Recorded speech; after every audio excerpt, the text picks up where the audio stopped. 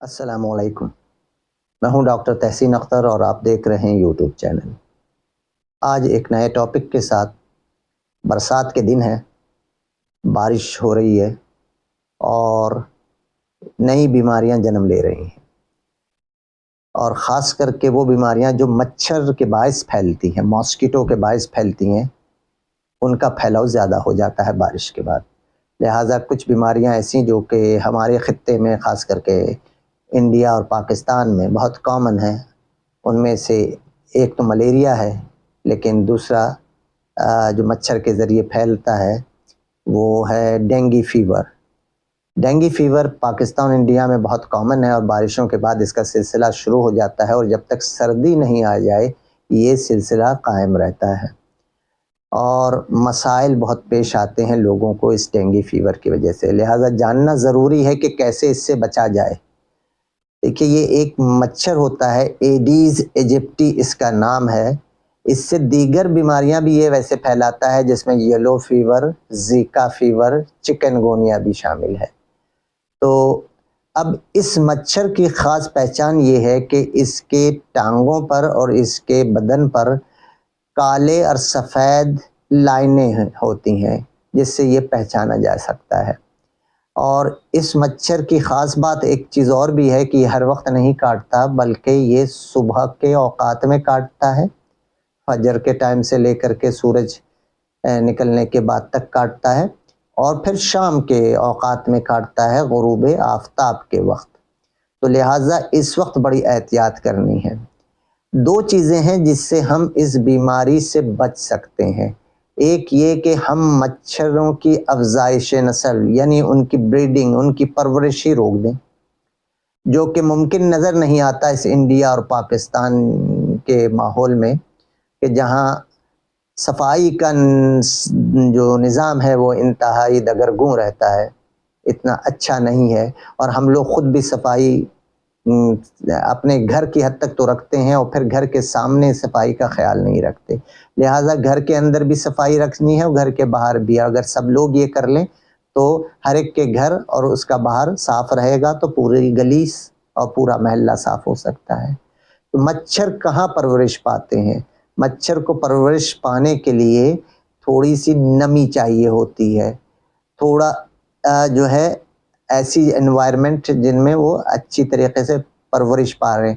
تو جب ہیومیڈیٹی بڑھ جاتی ہے، جب ٹیمپریچر بڑھ جاتا ہے، تو یہ بہت آسانی سے ایکٹیو ہو جاتے ہیں، اور پھر انہوں نے جو انڈے دیے ہوئے ہوتے ہیں، ان کے انڈے 9 مہینے تک صحیح سلامت رہ سکتے ہیں، اور پھر ان میں سے جو ہے ان کی نسل چلتی ہے۔ تو لہٰذا نمی سب سے اہم چیز ہے، اس کو روکنا ہے۔ پانی کہیں کھڑا نہ ہونے پائے۔ آپ اپنے گملے پودوں کے اس کو دیکھ لیں، وہاں پانی نہیں ہونا چاہیے، کسی برتن میں پانی نہیں ہونا چاہیے۔ ان تمام برتن کو ڈھانپ کر کے رکھیں اگر پانی رکھنا ہے، اور پانی نہیں رکھنا ہے تو اس کو الٹ کے رکھ دیں، ٹھیک ہے۔ اور دوسرا یہ آپ نے کرنا ہوتا ہے کہ پانی تو بے شک آپ نے گملوں میں ڈالنا ہوتا ہے، آپ 1 گیلن پانی میں 1 چمچ کھانا پکانے کا تیل ڈال لیں، اور وہی تیل جو ہے آپ ان گملوں میں ڈال دیں یہ پانی، تو اس سے بھی جو ہے نا بریڈنگ نہیں ہو پائے گی۔ مزید یہ ہے کہ مختلف انسیکٹیسائڈز ہوتے ہیں، اس کی اسپرے ہوتی ہے۔ اگر ہم کونے اور قطروں میں ایسی جگہوں پہ جہاں پہ مچھر زیادہ رہنا پسند کرتے ہیں، تھوڑی سی اندھیری جگہ ہوتی ہے اور ڈیمپ ایریا ہوتے ہیں، نمی سے بھرپور ایریا ہوتے ہیں، وہاں پر اگر ہم چھڑکاؤ کر دیں تو بھی مچھر کے جو ہے نا جو لاروا ہیں اگر پرورش پا رہے ہیں تو وہ بھی مر جائیں گے۔ تو یہ تو ایک طریقہ ہو گیا کہ ہم نے مچھروں کی افزائشی روک دینی ہے، اور اگر ماس لیول پر یہ حکومت کر لے تو پھر کیا کہنے۔ لیکن ہم نے اپنی زور بازو پہ جینا ہے جناب، تو ہم اپنی ہی بات کرتے ہیں، حکومت کی نہیں کرتے ہیں۔ تو آپ سب اپنے زور بازو پر کوشش کیجئے کہ اپنے گھر کے اندر اور گھر کے باہر جو آپ کا علاقہ لگتا ہے اس سے مچھروں کو، اس کی افزائش کے ایریاز کو ختم کریں۔ دوسرا یہ ہے کہ کھڑکیوں پہ اور دروازوں پہ نیٹ لگوا دیجئے، اور تاکہ یہ مچھر اندر نہ آ سکیں۔ اور تیسری چیز یہ ہے کہ دیکھیے ایسے وقت میں جب کہ مچھر کاٹتے ہیں، خصوصاً صبح کے وقت اور شام کے وقت میں، فل سلیو، مکمل آستین اور پینٹ بھی فل پینٹ کے ساتھ، اور ان اوقات میں موزے بھی ساتھ میں پہن لیں تو مچھر کے کاٹنے کا احتمال کم سے کم ہو جائے گا۔ اور اس کے بعد بھی اگر کوئی ایکسپوز پارٹ رہ گیا ہے تو بہت سے ایسے کیمیکلز آتے ہیں جو کہ منظور شدہ کیمیکل ہوں، تو اس کو ہم جو ہے اپنے ان ایکسپوز پارٹ پہ لگا سکتے ہیں، اس سے بھی مچھر جو ہے وہ بھاگ جاتے ہیں۔ تو اس طرح سے ہم مچھروں سے دور رہ سکتے ہیں۔ پھر ایک اہم بات جو کہ لوگوں کو بہت سو کو پتہ نہیں ہے کہ دیکھیے یہ مچھر ہم پر راغب کیسے ہوتے ہیں، کیا ہمیں دیکھ رہے ہوتے ہیں؟ تو ان کے لیے بتاؤں، ان کی 2 آنکھیں تو ضرور ہوتی ہیں، کمپاؤنڈ آئیز ہوتی ہیں، لیکن ان میں بہت اچھی امیج نہیں بنتی ہیں، تو یہ ہمیں اس طرح سے نہیں دیکھ پاتے۔ یہ ان کا سینس یہ کاربن ڈائی آکسائڈ کو سینس کرتے ہیں، جو ہم کاربن ڈائی آکسائڈ جو ہے ایکسہیل کرتے ہیں، یہ اس کو سینس کرتے ہوئے آتے ہیں۔ تو جب ہم پنکھا تیز چلا دیں جس سے ایئر سرکولیٹ کرے تو اس سے بھی کاربن ڈائی آکسائڈ ادھر سے ادھر ہو جاتی ہے، تو اس سے بھی مچھر جو ہے نا کے کاٹنے کا احتمال کم ہو جاتا ہے۔ اور سونے پر سہاگا یہ کہ ہم اے سی چلا دیں، اے سی چلا دیں تو روم کا ٹیمپریچر بھی کم ہو جائے گا، مزید یہ کہ روم میں جو ہیومیڈیٹی ہے وہ بھی کم ہو جائے گی۔ یہ دونوں چیزیں جب کم ہو جاتی ہیں تو مچھر ان ایکٹیویٹ ہو جاتے ہیں۔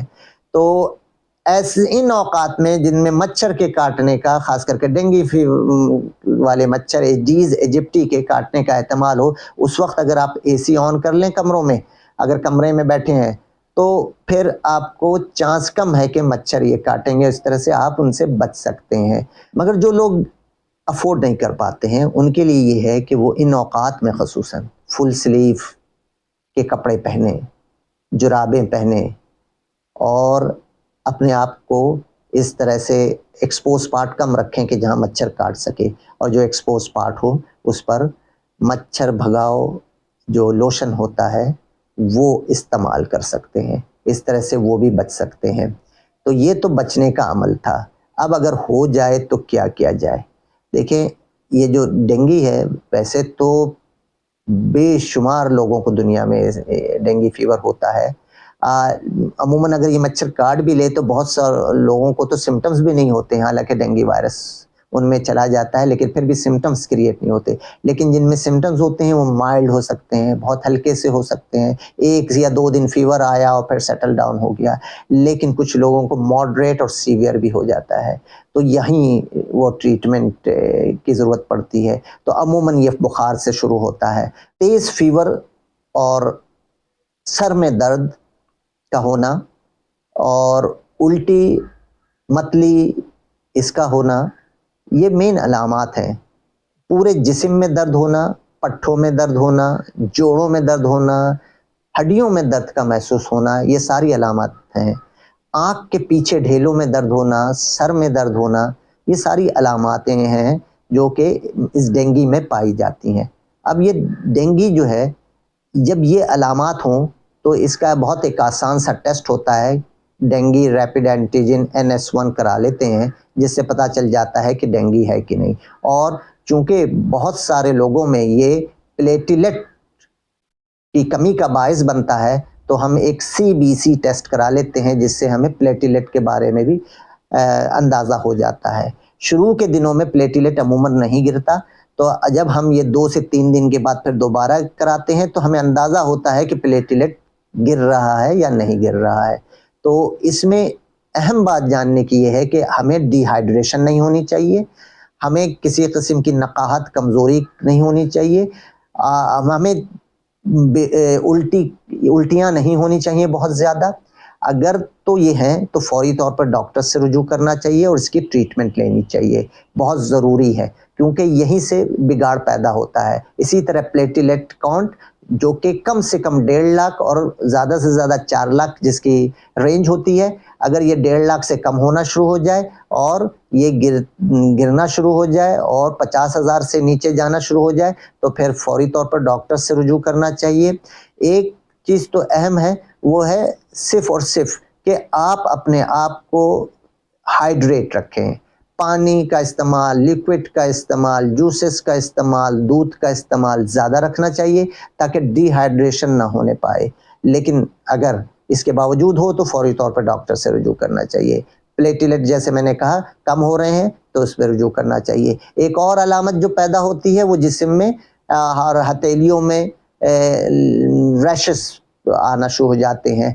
وہ ریش اتنے زیادہ ہوتے ہیں کہ عموماً کسی اور بیماری کا بھی بعض اوقات احتمال لگتا ہے کہ کہیں اور کوئی بیماری تو نہیں ہو گئی ہے، لیکن اس میں ریشز بھی ہو جاتے ہیں کچھ لوگوں کو، اور ان میں بعض اوقات خارش بھی بے انتہا ہوتی ہے، تو یہ بھی ان میں ہو سکتا ہے۔ ویسے اور دیگر ریئر علامات بھی ہیں لیکن وہ ان کی بتانے کی یہاں ضرورت نہیں ہے، صرف یہ کامن علامات آپ یاد رکھیں کہ ان سے یہ ہو سکتا ہے، اور جیسا میں نے بتا دیا کہ فوری طور پہ ان کا ٹیسٹ کرا لینا چاہیے تاکہ پتہ چل جائے کہ یہ ڈینگی کی ہے کہ نہیں، تاکہ ہم سدباب اس کا کر سکیں۔ ڈینگی کی کوئی ٹریٹمنٹ نہیں ہوتی، صرف سمٹومیٹک یعنی جس طرح کی علامات ہوتی ہیں اس طرح کی ٹریٹمنٹ کی جاتی ہے، اور یہ آپ کا جو ڈاکٹر ہے وہ صحیح بتا سکتا ہے۔ لیکن دو باتیں میں آپ کو بتا دوں کہ دیکھیے کبھی یہ نہیں کرنا ہے جب آپ کو ڈینگی فیور ہو۔ نمبر ایک، بخار اتارنے کے لیے پیراسیٹامول کے علاوہ کوئی دوا نہیں لینی ہے۔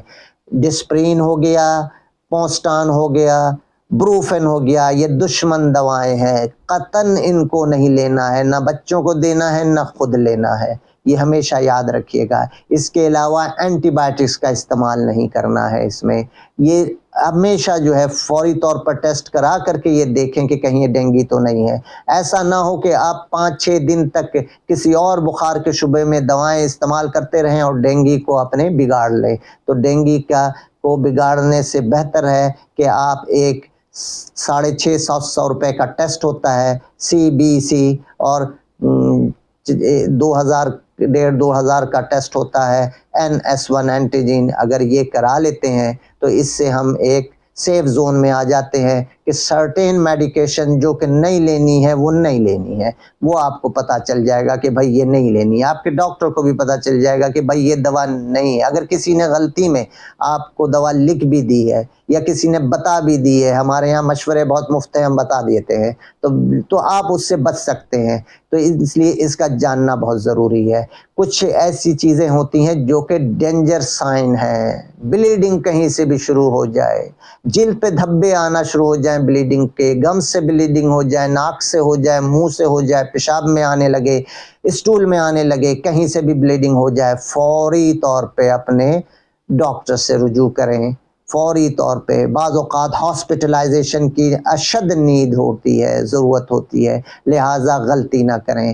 یہ قابل علاج بیماری ہے، اگر بروقت تشخیص کر لی جائے تو کسی قسم کی کمپلیکیشن ہونے کا احتمال کم سے کم ہو جاتا ہے۔ دوسرا ڈینجر سائن یہ ہے کہ بلڈ پریشر گرنا شروع ہو جائے۔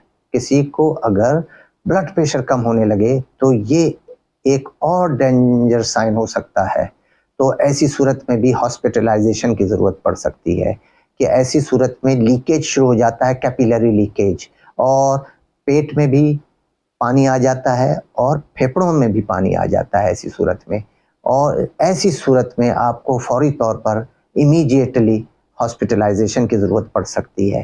تو لہٰذا دو چیزیں پھر بتاؤں کہ ایک، کہیں سے بلیڈنگ نہ آئے، یہ ڈینجر سائن ہے اگر بلیڈنگ آ جاتی ہے، اور دوسرا یہ آپ کا بلڈ پریشر اگر یہ ڈراپ ہو گیا ہے تو یہ ایک ڈینجر سائن ہو سکتا ہے، تو فوری طور پر ہاسپٹل سے رجوع کریں۔ تو احتیاط میں ہی علاج ہے، علاج کرنے سے بہتر ہے کہ احتیاط کریں، احتیاط ہی زندگی ہے۔ آج کے لیے اتنا ہی، اللہ حافظ۔